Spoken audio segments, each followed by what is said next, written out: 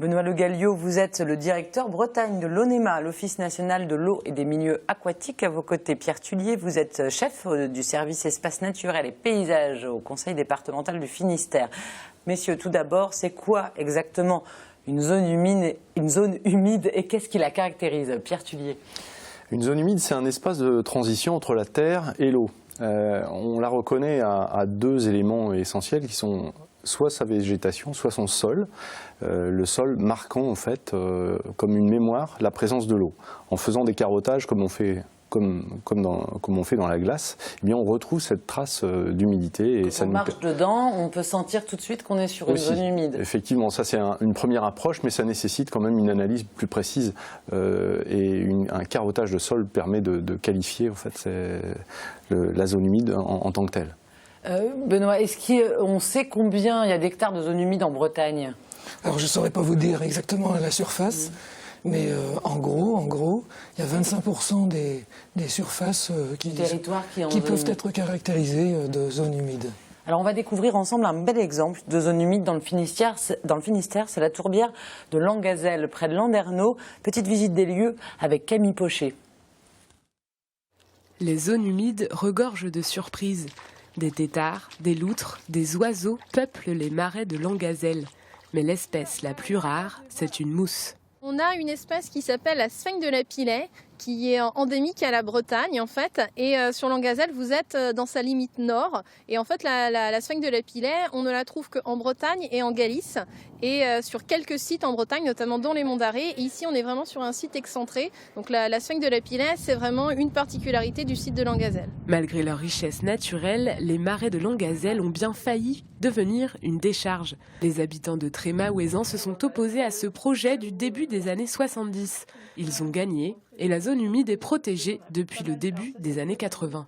On s'est aperçu que la zone était très riche au niveau biodiversité et en 1984, on a eu le premier arrêté de protection de biotope du Finistère qui s'est mis sur la zone de Langazel. Donc aujourd'hui, c'est une zone naturelle protégée et il y a un double rôle puisqu'on a un rôle pour la biodiversité et aussi on a un rôle pour la qualité de l'eau puisqu'on est aux sources de l'Abervrac. Langazel est une zone de plus de 100 hectares qui filtre l'eau de l'Abervrac. L'Abervrac, on puise de l'eau dedans pour fournir de l'eau potable à toute une partie du Nord Finistère. Et donc ici, on va préserver cette ressource. Et c'est aussi un des rôles des zones humides, c'est de préserver la qualité de l'eau. On a un rôle épurateur en fait des plantes, puisque comme on est dans une zone de source, il y a de nombreux petits ruisseaux qui vont passer dans la zone et les plantes vont filtrer l'eau en fait. Donc bien sûr dans la mesure où on ne va pas avoir une eau très chargée en éléments nutritifs, mais on va avoir une filtration des plantes et ce qui fait que quand on va ressortir de la zone humide, globalement l'eau va être de meilleure qualité que quand elle y rentre. La zone humide de Langazel permet aussi de mener des actions pédagogiques. Des groupes viennent en étudier l'écosystème auprès de l'association de Langazel. Enfin, les marais sont un lieu de promenade. Un chemin de randonnée de 9 km permet de les découvrir. Alors on vient de le voir, ces zones humides agissent comme des filtres en fait pour les cours d'eau. Benoît Le Gallio, est-ce qu'on aurait un problème d'eau potable si on n'avait pas de zone humide? Mais les zones humides ont trois fonctions. Une fonction d'épuration, une fonction de refuge biologique et puis une fonction de réserve hydraulique d'eau.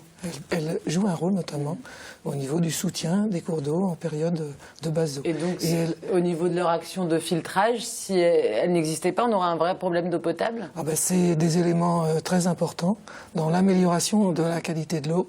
La preuve en est, dans certains programmes d'action qui sont menés par les collectivités pour améliorer la qualité de l'eau, on prévoit des actions particulières pour reconquérir des zones humides et faire en sorte qu'elles contribuent à mieux épurer l'eau, c'est-à-dire à détruire une partie des nitrates, à détruire une partie du phosphore, à détruire une partie du carbone qui est contenu dans les eaux et dans la pollution qu'on déverse. D'ailleurs, on a l'exemple dans le Finistère avec le Ster qui dessert Quimper en eau potable et qui passe par des zones humides, Pierre. Oui, effectivement, l'ensemble de ces cours d'eau subit l'eau météorique qui tombe et les crues font que la rivière déborde. Et quand il n'y a pas de zone humide, il n'y a pas de zone d'éponge. Et les crues et les inondations dans les zones urbanisées sont d'autant plus importantes. Quimper montre aussi ce type de problème. Et effectivement, le fait fait qu'on ait des zones humides en bon état et des zones inondables conservées, ça permet de limiter ces phénomènes d'inondation. Avoir un sas d'inondation avant que ça arrive sur les zones d'habitat. Les zones humides sont aussi des abris pour certaines espèces végétales et animales. Benoît Le Gallio, est-ce qu'il y a des espèces qui ne survivraient pas sans ces zones humides? Oui, oui. Par exemple, la reproduction du brochet. Pour que le brochet se produise, il faut qu'à certaines périodes de l'année, il y ait une inondation pour que le brochet puisse frayer sur certaines zones. Oui. Et ça, c'est donc autant côté animaux que côté végétaux? Il y a des espèces aussi, on parlait de la mousse dans le reportage, qui auraient disparu s'il n'y avait pas de zone humide. Il y a des végétaux et des animaux qui ont besoin de ces zones-là pour se développer, pour vivre. Pourquoi ces zones humides ont longtemps été détruites? Aujourd'hui, elles sont protégées, on se bat pour les préserver, mais pourquoi pendant longtemps on ne s'en occupait pas?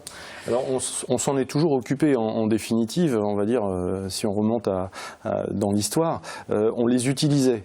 On les utilisait pour la pêcherie, pour la production agricole, et puis un jour il a fallu un petit peu intensifier tout ça parce que ça produisait pas assez, et puis à partir finalement du XVIIe siècle, une série de lois sont intervenues pour organiser le drainage, l'assèchement des marais. On va dire que cette évolution, elle s'est renforcée jusque dans les années 60-70.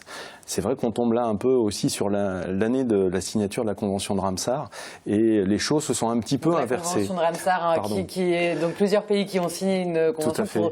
D'ailleurs, c'est grâce à cela qu'aujourd'hui on a cette journée mondiale des zones humides, pour sensibiliser un petit peu les acteurs autour de ça. Et ça paraît être un détail, cette convention, mais c'est quand même assez important parce qu'elle montre aussi symboliquement le changement un peu historique de la représentation des zones humides qui, à partir des années 70, ont montré vraiment leur intérêt. Et petit à petit, dans les politiques d'aménagement du territoire, on essaie de les intégrer dans l'aménagement. Alors, depuis 2006, je crois, un inventaire a été fait des zones humides et des cours d'eau dans le département. Il sert à quoi exactement cet inventaire, Pierre Tullier ? Cet inventaire sert à répondre à la question elles sont où les zones humides? On parlait tout à l'heure de ce que c'était qu'une zone humide. Elle se qualifie à la fois par son sol et par sa végétation, mais ça ne dit pas où on les trouve sur le département. Au début des années 2000, les acteurs, les associations, les élus ont formulé au cours d'une conférence départementale leur souhait de voir un inventaire se matérialiser. Et le conseil départemental, à l'époque, a pris la maîtrise d'ouvrage de cet inventaire qui a été dans un premier temps restitué en 2005. Et puis, on s'est aperçu qu'il n'était pas aussi parfait qu'on aurait voulu. Et avec l'aide du Forum des Marais Atlantiques, on a travaillé un inventaire permanent des zones humides qui aujourd'hui arrive à, on va dire, à une complétude assez importante. Combien de zones humides ? On est à 99%, on va dire, d'inventaire précis sur le département. On est à 9,3% du territoire finistérien couvert par des zones humides. Ça fait que on a la quasi-totalité des communes inventoriées, et puis on n'a qu'une commune qui n'a pas de zone humide, c'est la commune de Locquénolé, qui fait que par l'histoire, c'est une toute petite commune, et qui fait que par l'histoire, qui est très sèche, et puis le peu de zones humides qui devaient y exister ont été, j'imagine, remblayées ou comblées par l'aménagement. Il peut y avoir des zones humides sur des endroits privés que vous n'avez pas encore découverts, du coup on peut vous signaler, dans le fond de mon jardin, c'est un peu humide, est-ce que je dois le signaler pour l'inventaire ? Alors normalement, ces zones humides-là ne nous ont pas échappé parce qu'on a eu un système d'inventaire assez précis qui permettait d'avoir une information vis-à-vis de la population pour autoriser la circulation sur ces terrains, on va dire, privés, agricoles. Mais ça s'est fait dans le cadre d'une gouvernance avec beaucoup de partenaires qui permet aujourd'hui d'avoir un inventaire relativement, très bien partagé au niveau des territoires. Et ça, c'est un travail important du conseil départemental. Et on va terminer avec vous, Benoît, dans le reportage, l'idée, on entendait, c'est aussi d'en faire des espaces de promenade, ces zones humides. Est-ce qu'il y a une volonté aujourd'hui de développer une sorte de tourisme en zone humide ?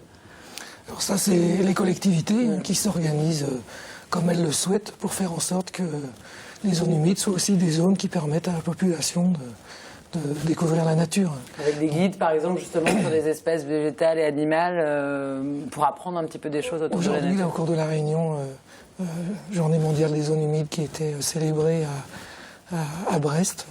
Il y a eu une présentation, par exemple, par la communauté urbaine de Brest, Brest Océane, pour montrer comment les zones humides étaient aménagées et comment elles étaient ouvertes au public et comment ça permettait au public de découvrir un certain nombre de choses.